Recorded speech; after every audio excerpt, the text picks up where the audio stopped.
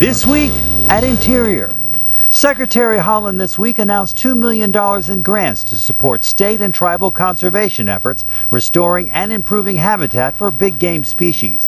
While in Lander, Wyoming with the governor, the secretary called the state a great model for how to advance collaborative conservation efforts.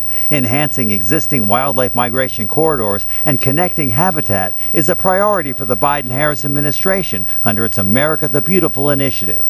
The secretary finished off her week-long Western U.S. tour at Yellowstone National Park, where she highlighted how the Great American Outdoors Act is making significant investments in park infrastructure, creating jobs, and supporting local economies. The secretary met with young people conducting conservation projects within the park, as well as with park leadership and staff, to find out how they're navigating record visitation levels.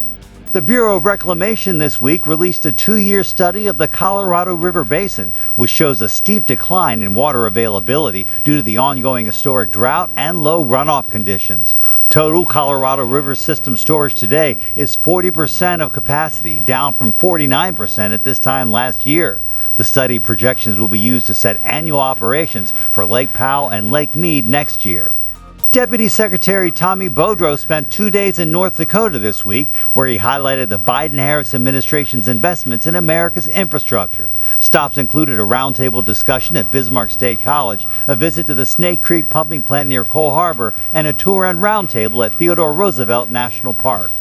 Interior and the Department of Agriculture this week announced the activation of President Biden's pay initiative to recognize and support federal wildland firefighters. That means a pay raise for approximately 3,500 Interior firefighters and more than 11,000 firefighters at USDA's Forest Service. No firefighter will make less than $15 an hour. The Biden-Harris administration is working with Congress on much-needed longer-term support, benefits, and work-life balance improvements for federal firefighters.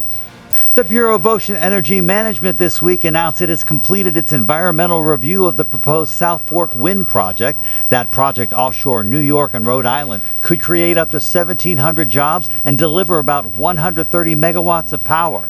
It's another step towards achieving the Biden-Harris administration's goal of accelerating responsible development of renewable energy to tackle the climate crisis and create good-paying union jobs.